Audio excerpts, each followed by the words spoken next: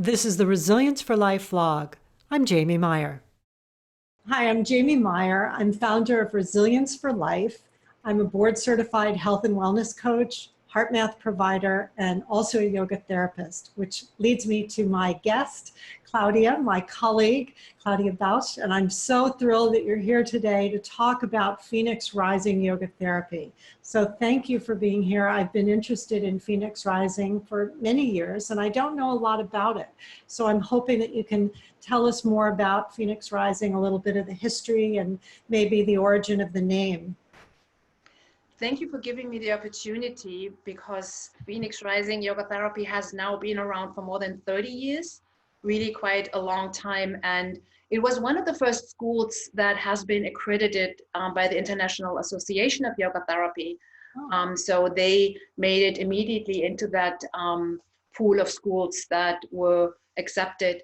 And even though it's really known on the East Coast, their headquarters is in Bristol, Vermont, it seems to be pretty unknown here on the West Coast. So people still look at me and say like, huh, Phoenix Rising, what is that? So it's very unfortunate, because I think the work is just so incredible rich and has to offer so much, and is a great complementation to other styles of yoga therapy, because it has a very, very unique approach. Tell us more about the approach. I know that it involves emotional components and working with some of those aspects of challenge. So Phoenix Rising is more than any other tradition of yoga therapy, at least in my knowledge, really addressing the exploration of the body-mind connection. So whatever happens in my body, how does it reflect in my mind? How does it reflect in old belief systems that I have about myself, in thought patterns, in my approach to life in general? And so I think the investigation of that is just so rich, because it's foundation of true change, where people can really make the lasting change. So one of the big differences, I think, to its other yoga therapies, and there's so much to say, so interrupt me when I'm putting too many layers at once into the conversation, is that in Phoenix Rising, the therapist doesn't really go into the session with the goal of changing anything, of making anything better. Mm-hmm. So there is very little goal in the beginning. So it often they use a phrase of it's therapy without agenda. And so in other forms of yoga therapy, I see much more the wish to take somebody's symptoms away, to make somebody feel better, less stressed, more relaxed. In Phoenix Rising, we actually make it bigger. And so that means that it's not always pleasant, that it's not always blissful and relaxed. Can I ask a question? Absolutely. Like, how do you make it bigger? Like if someone comes to you, or if someone's referred to you for, say, back pain, or they're recovering from an injury, one would assume that they want to feel better, but there may also be a connection, obviously, between everything going on in their life. So could you just use maybe that as an example, just a kind of a make-believe session of how you would approach someone like that? So, I mean, the first thing I would say, like, Phoenix Rising is probably not the best approach if you really just want to overcome physical limitations. Okay, good. So who is your ideal client then? Phoenix Rising can be an incredible, powerful tool if I'm at all open that there might be an underlying component to it. Might it be to anything that's happening in my life, anything that makes me up, my belief systems, my approach to life in general, my approach to relationships, whatever it might be, anything. Mm-hmm. So I think Phoenix Rising can greatly open the awareness and the door to that things don't just happen by themselves, mm-hmm. that there is always another layer. So maybe I just go into describing a typical Phoenix Rising session, yes. And we can maybe make that clearer with that. We in the Phoenix Rising session, we, like in any other yoga class and session, we would always start with a transitioning where we support a client to move from the daily life activities, from the coming to the session, into a state of pratyahara, sense withdrawal, just coming a little bit more within, being a little bit more quiet, so there is the ability to listen. From there, I would always ask someone to form an intention, so there is some clarity on their part. Where do they actually really want to go? Which supports also me as a practitioner of how can I support them in the session. So then, as I'm continuing with this session, it comes back to like there was no agenda. I'm never going in with an idea of like, oh, today I do back bends or today I do forward bends. I'm always deciding out of the moment. And Phoenix Rising is absolutely client-centered and non-directive. So one of the biggest components of my training of Phoenix Rising was, how can I get out of the way? How can I get my own inclination of wanting to help someone, to supporting them to greater contentment? How can I get that out of the way and let the client do the work that they need to do? Even if it's unsatisfying to me, because there is no big emotional release, or there's nothing happening, or they don't get better. How can I truly be just the supportive part of it? My part is very non-directive. I'm following clients' leads. So then mostly we go into supported yoga postures. So we use a lot of bolsters, how we would in restorative, because that helps us to keep a client longer in a certain position. So for example, and that's coming back to how do I make it louder, if in the centering, which also includes the body scan, so I have an idea where they are physically at that time. If they speak about some restriction in their throat, for example, instead of doing any kind of movements that would relieve that would make it maybe better, I would bring them probably into an opening of the throat, hold them there, and make it bigger. So they actually really have the ability, the time, the space, and the non-judgmental space, where all of a sudden, and that in itself is so healing, somebody doesn't just put a label on it and says kind of like, oh, it must be this or that. There's just open space for awareness. And then what also makes Phoenix Rising special is there's dialogue that's based on the work of Carl Rogers. I'm very familiar with Carl Rogers' work. That's a very foundational pioneer in the world of coaching. Absolutely. So the whole idea that Carl Rogers promoted, the unconditional positive regard, is essential to the work of Phoenix Rising. Whatever happens, if a client screams or yells or whatever happens, it's okay. As long as it's safe, as long as it's in the container of therapeutic work, of course. There will be always exceptions. So I make whatever's going on bigger. And then I'm adding just this little bit of dialogue that comes from the practitioner side. And that is mainly what's happening now, over and over. So over and over drawing a client back to what's happening. So they can't just go back into daydreaming or perhaps also analyzing. So I'm bringing them back to raw physical sensations. So there's no hiding in a Phoenix. There's no hiding. However, part of the beginning is also that I'm educating every client very, very precisely about like what it means to hang at that edge. That at any time they can say like, you know what, it's enough, physically, mentally, emotionally. So they always have the power to change completely the session at any moment, which is so empowering. So what the message that I'm conveying through the whole session is always like, you know the answer, which is the basic of yogic tradition. I know that they know deep down. Sometimes it's very hidden, but like Rising is keeping it out. So, and then the question of the practitioner, what's happening now, constant bringing someone back to the present moment. And part of that is not just sensation, but like I really encourage clients to be open to anything. Often memories appear where clients are like, oh my gosh, I hadn't thought of that forever. Emotions can erupt where they're kind of like, I don't know why I'm so sad right now. I don't know where that anger is coming from. It could be just textures, you know, depending on people's personalities. Sometimes people have metaphors or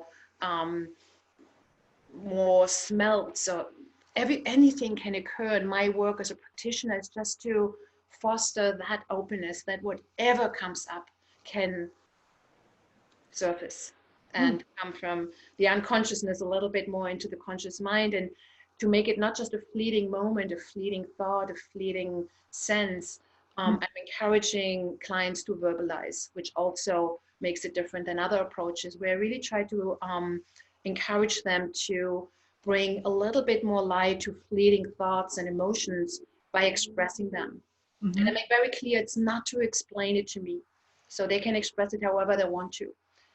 So it's not even important that I understand it. Sometimes I'm not quite understanding what they, but for them, saying it is so powerful, where a lot of clients are so surprised with this, kind of like, I don't know where these words come from. I never dared saying this to this person. Or so there's all of a sudden this light on what was hidden before.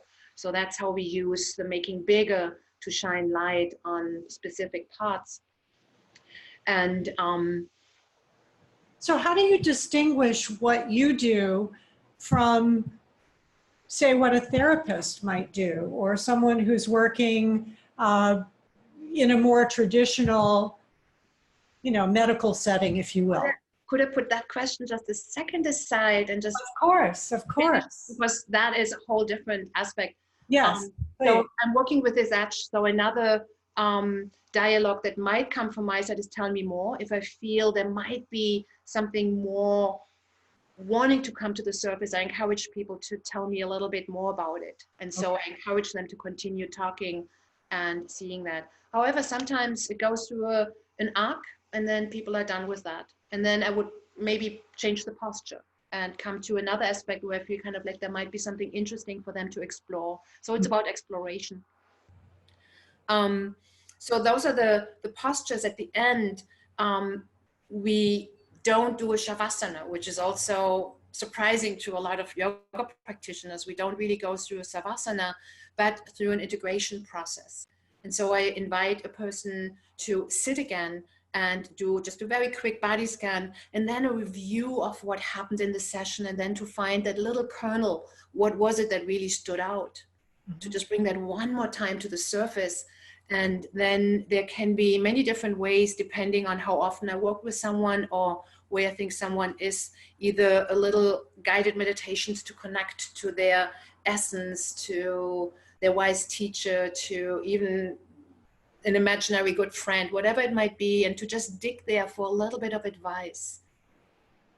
And then I encourage them to make statements, to make I statements when they feel like, oh my gosh, I just realized like I need to be more assertive, to just say it, to really foster that, like how would it feel to add a guided meditation, like envision yourself to be more assertive, how would your life change?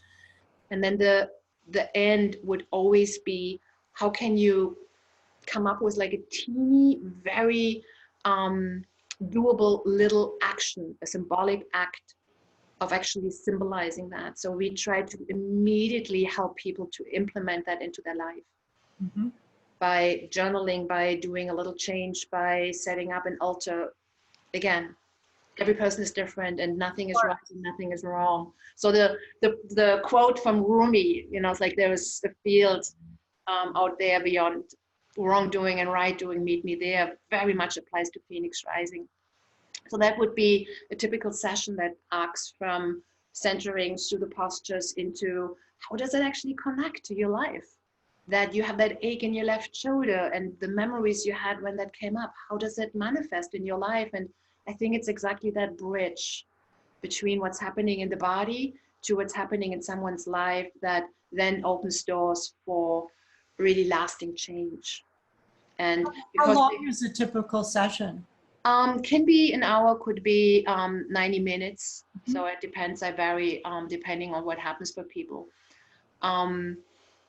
So those are the main components, is unconditional positive regard, no matter what, which in itself, just when people come up with things they're very ashamed of or very embarrassed about, or just having that atmosphere of it's okay.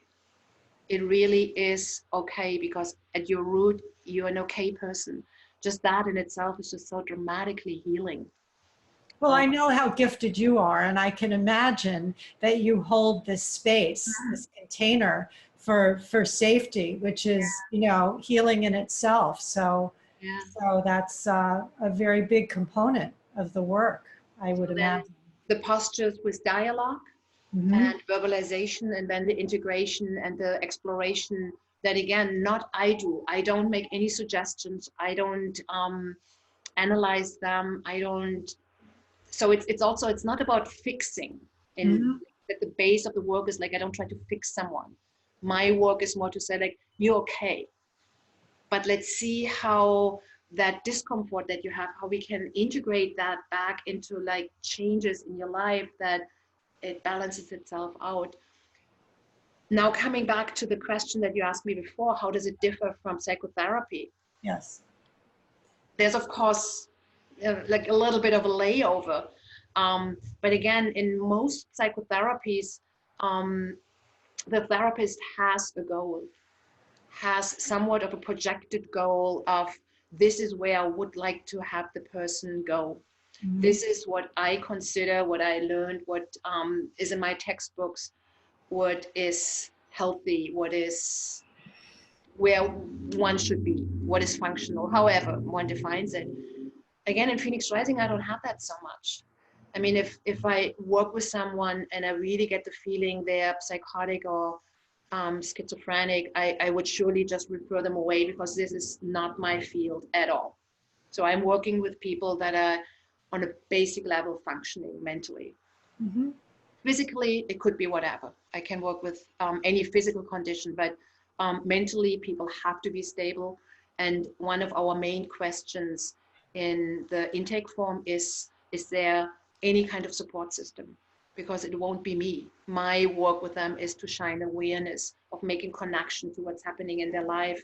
I Hmm. am not a psychotherapist, so it's really, really crucial to have that very clear idea of what my scope of practice is as I'm moving into the mental health realm.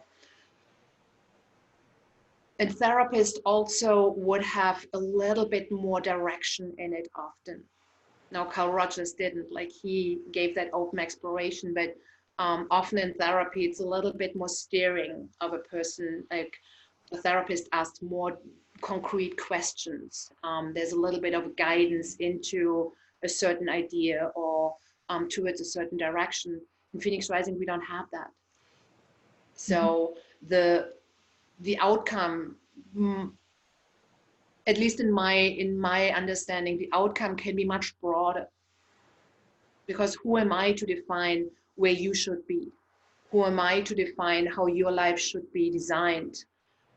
It can have so many facets that I think Phoenix Rising gives that much more space.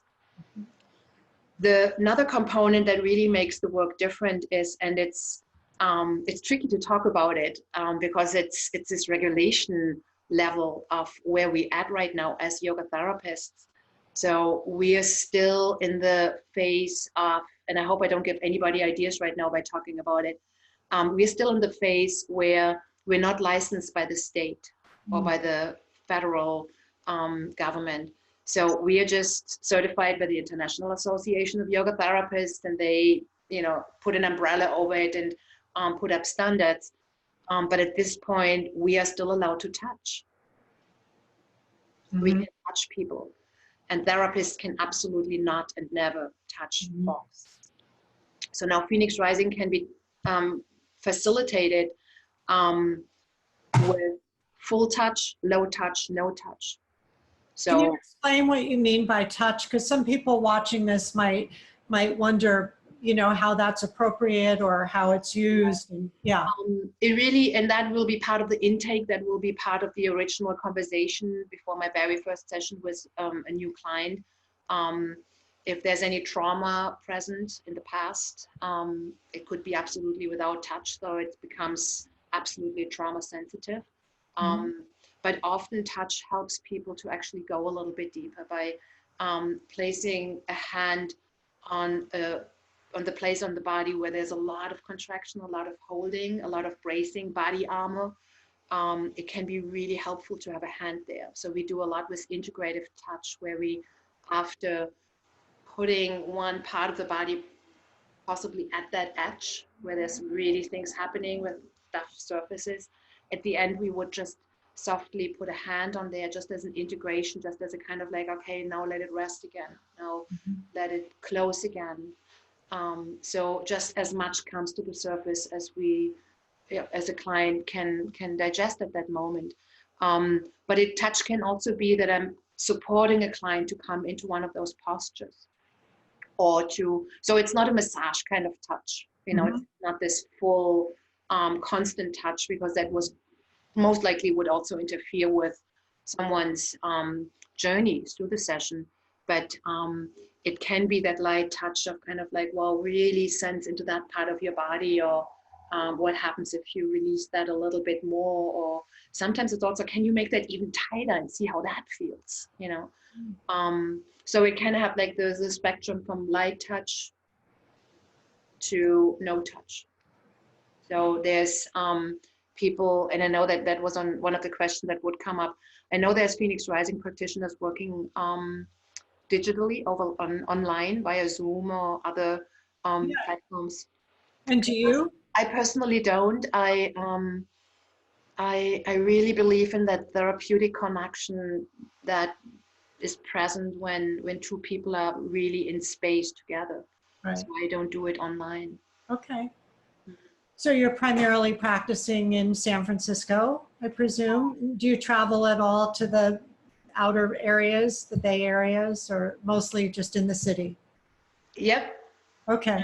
I'm a passionate commuter with my bicycle, and that's what kind of narrows down the area I work, but it makes me a happier person, so be it. Yeah, yeah. Do you, when you work with people, do they typically sign up for a package, or how does it generally roll when you start working with someone? Is it very eclectic, or? It can be really everything, and people come for very different reasons to the sessions. It can be like, again, here, because it's such an unknown work, so a lot of people are curious, and after reading about it, really like the basic idea, and envision that it could be really, really helpful for them, because often it is that they explored so many other ways, and they found brief relief, but it comes back, and so usually people start actually with one session. I see that most of the time. I offer 5 session packages, which are a little bit discounted. But often people really try first one and then see. But then some people come back like on a very regular basis and just think of it as a tune-up. Yes. Like, well, I just really have to listen. I have to kind of like take time to just make sure that like everything is still aligned and everything is still in sync. While other folks really walk through issues. It might be loss of a loved one, or sometimes the aging process, just coming really to grips with what's going on in their life and what's happening in their bodies, and to find that connection, and to understand themselves on that much deeper level. I get the sense that the work is just a beautiful integration of all that we are, really kind of integrating the mind, the emotions, and the tissues, the physical body, and working in a space that's very safe, that allows you to find, as you say, your inner wisdom around something that you're seeking a little bit of light or illumination, so that you can move through it as opposed to pushing it away. Yeah. Is that kind of accurate? Yeah. And I mean, these days, like all the research to do in neuroscience really, again, just supports that work, that we cannot separate body and mind. Yes. And so even if and I myself had a lot of accidents, where we feel kind of like they just happened to us. Yeah. And I kind of, I was like, and still kind of like, how do I deal with this injury now? Kind of like that would reveal things. And there's so much richness in working with the body, which is yet another difference often to therapy, which really engages people on the cognitive level. But I think the body is always so much more honest. We can fool ourselves just like crazy in our heads, right? So Right. working with the body is really dipping into truth. And there's a lot of wisdom in our bodies that often doesn't really get engaged enough. So I Well, think the body can be a great, great teacher yeah. and help us to overcome things that cognitively we just go around and around and around and around. Mhm. So I did work with people who did years of psychotherapy and nothing changed. Mhm.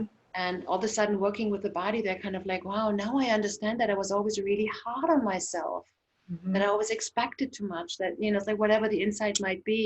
So working with the body has a richness that I think is a little bit lost in psychotherapy. And that's what comes these days where there's more and more like, you know, it's like where's my work really that much different than a somatic psychotherapist? So I think the areas intermingle more and more. There's more and more psychotherapists that bring yoga into the therapy room. Right. Right. You know, so Yeah.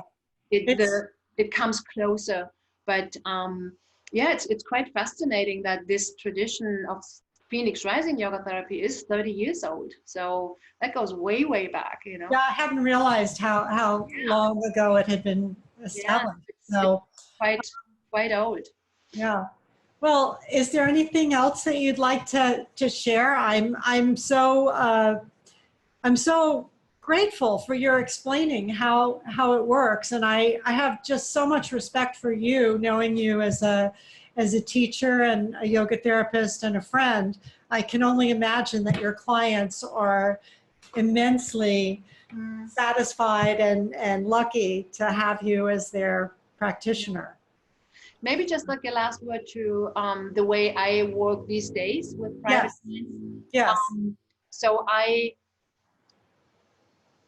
again kind of like goes through this wide spectrum. So I do offer yoga therapy that is not the typical Phoenix Rising, Yes. um, which is probably actually the majority, where I just bring aspects of Phoenix Rising. And I think I cannot teach a yoga class or I cannot give a private yoga therapy session without asking what's happening now.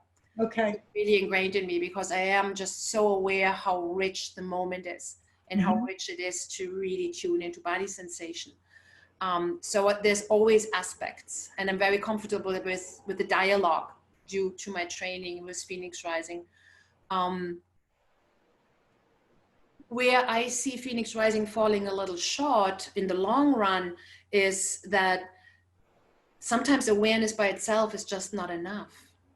So sometimes when in the beginning I was just sticking to Phoenix Rising only because it was the first thing I studied, and I was just kind of like, wow, but like there's all those tools that I could teach someone, active teaching someone, directive, you know, it's like, here, let me bring you into this direction, which I sometimes feel like could be really helpful. So sometimes I do with clients a session, and then the next session would be kind of like, let's learn tools, breathing, asanas, meditation. Let's learn tools to manage that a little bit differently, maybe. So I Mhm. think both is needed, and that's where sometimes in the beginning I got frustrated with the work because of like sometimes awareness in itself can be so rich and powerful, but sometimes we really just need the tools. Well, and in your toolkit as a practitioner, you have many. How many years have you been practicing now as a yoga therapist? 7, I think. Okay, so you have a rich toolkit to help people. So I'm kind of working with, I'm a shiatsu practitioner, so I also have that part of body work in Mhm. my kit, so to say. Yeah. Um, so I'm going back and forth with clients depending on what's needed. Okay. So I rarely only do Phoenix Rising. Mhm.